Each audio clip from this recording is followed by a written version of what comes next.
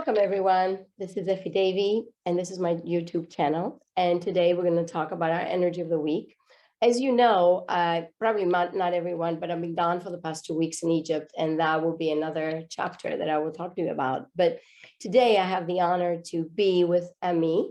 And Emmy is a wonderful friend that I met almost a year ago, something like that. She interviewed me in her podcast that she does on Sacred Feminine, and she lives in Zambia, which is southern of how you call it, Africa. And as you know, this is the time that we do the women of the energy of the week with women from all over the world. So now, welcome, Emmy. Thank you so much for being part of this new kind of adventure that I'm going on. And thank you for coming on with me. And I just wanted to ask you, how do you feel about the energy? What do you feel that the energy, of course you can talk about the energy where you are, but also the energy of the world right now, because the world is going through so much. We're going through so much changes. We can't even catch up. So I don't know, we cannot catch up, I don't think, So let me know, what are you feeling is about that? Thank you, Zephy, and thanks so much for inviting me onto this platform. It's really a blessing to be connecting with you. And when you asked me to come on, just before we connected now, I tuned within around what the energies really are like and what the messages coming through at the moment are.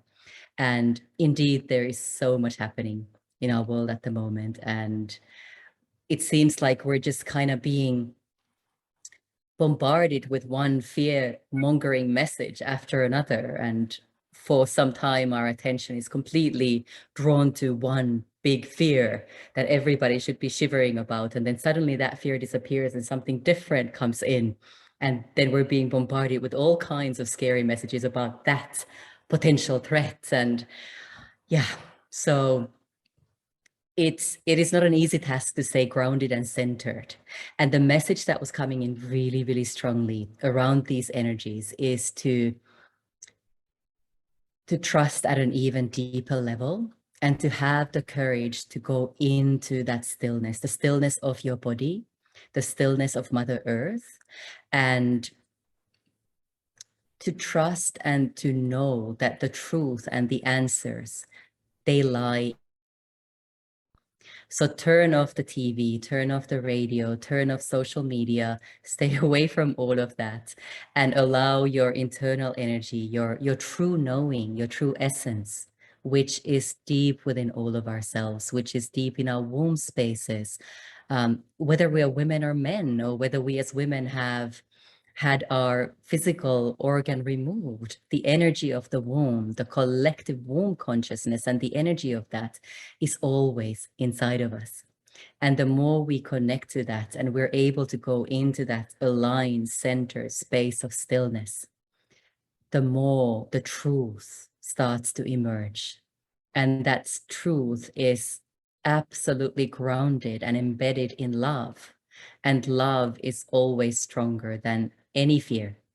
Love is always stronger than any chaos that we might be presented with by external forces. Well, it's very interesting because, when this whole thing broke out, and we all know about it, but I don't really want to mention it because it doesn't matter. I was in the middle of traveling in Egypt, of course. And, at parts I was alone, parts I was with people. But I realized, how people can be in fear of like, oh my God, I'm in a foreign country, what I'm going to do here if something happens or whatever. And I felt such a sense of peace. It was unbelievable. I can see the fear, correct? I can touch it. I can, how do you call it? Feel it and hear it and all that. But inside of me was exactly what you said. I centered and I was like, there's nothing to be afraid of. It is what it is. We got to really get into this place that the fear is coming because we are ready to release our own fears also. Yes, absolutely. It's a beautiful opportunity to go deeper and to do some really deep healing work and releasing work around those fears that are still keeping us stuck and holding us back from who we truly can be. And I wanted to also just mention that I'm in a quite of an interesting position here because I live in Zambia, as you mentioned, and so I'm quite far removed physically and distance-wise from what is going on in Europe. Yet I originally come from Finland, which is a neighboring country to this currently very, very palpable threat, around which all this fear circus is being created. And my mother lives in Finland. My brother is there with his family, and their relatives are there. And I was chatting with my mom this morning, and she is absolutely freaking out about the threat of somebody invading Finland and blowing them all up. And I keep telling my mom, like, stop listening to the news, stop watching it. You will be in a much better place. But she is just so gripped in that fear. And before this, it was another thing that she was gripped in fear about. And it can be really hard to hold space for your loved ones who are in that situation, who are so deeply in that fear, whilst you are so far away from them. And again, the only thing that I do in those situations is ground, come back to my own center, come back to my own alignment, and just hold that space for peace and love for them as well from a distance. But it's once you've seen what's actually happening on our planet, you can't unsee it. And you can literally just watch the chess game being played on the board. And you can almost start to foresee some of the moves that are going to be made.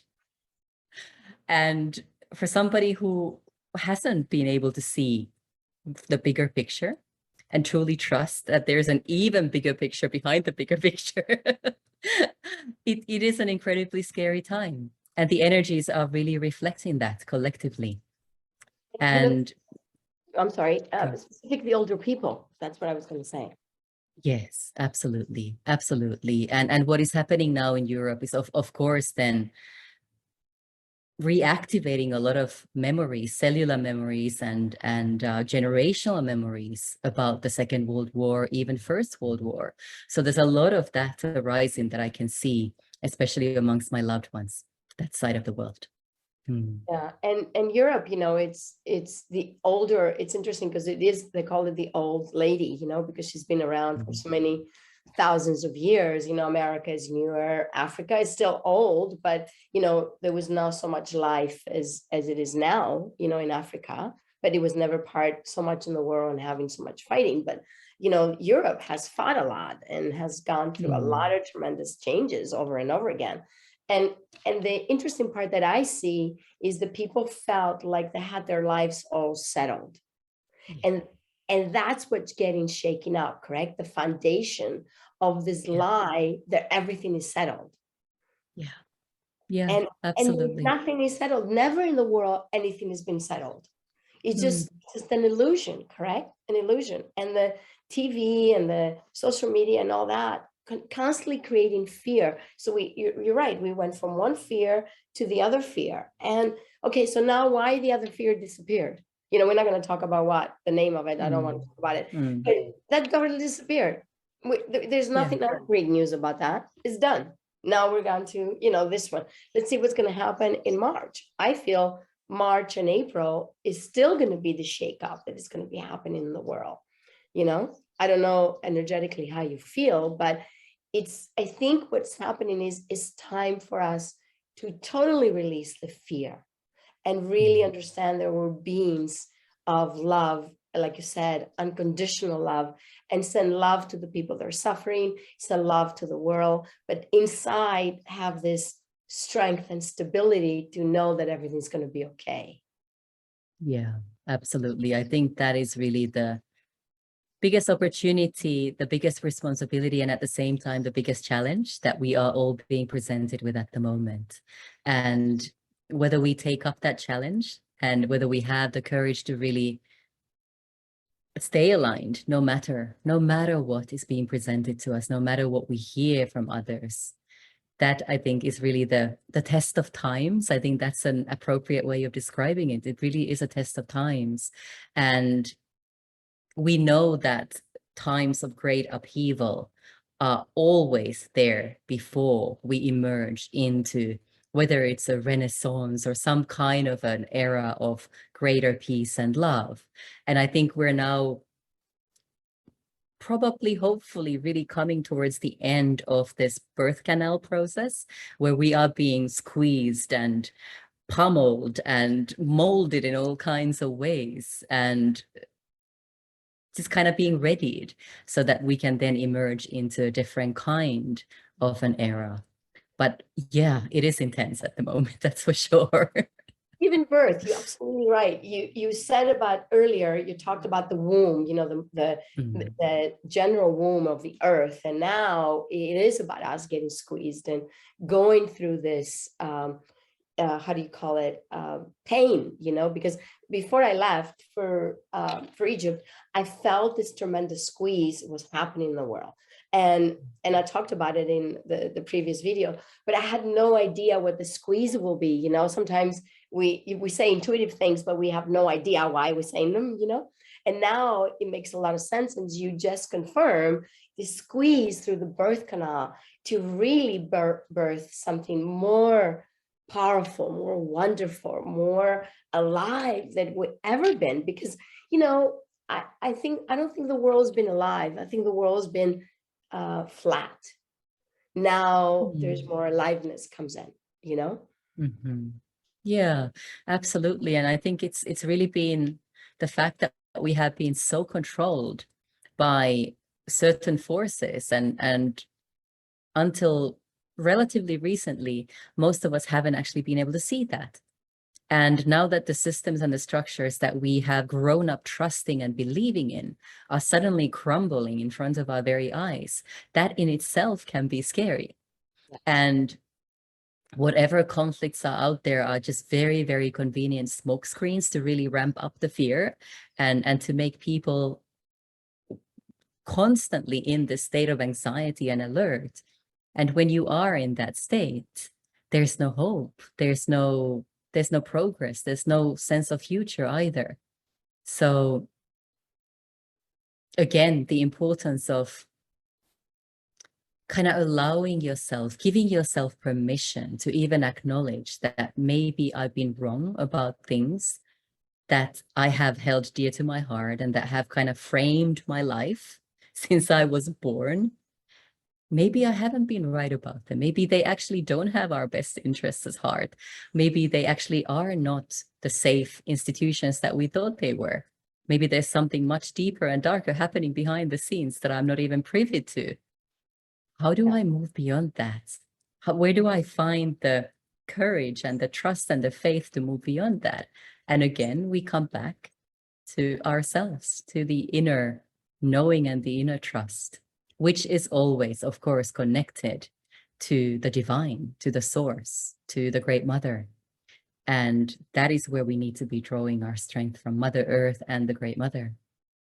You're absolutely right. And, you know, it feels like we think we are in our hearts. Sometimes, you know, for the old structures that we're holding on, we thought we were in our heart. But now I think we're realizing it was just maybe an idea or in our head space.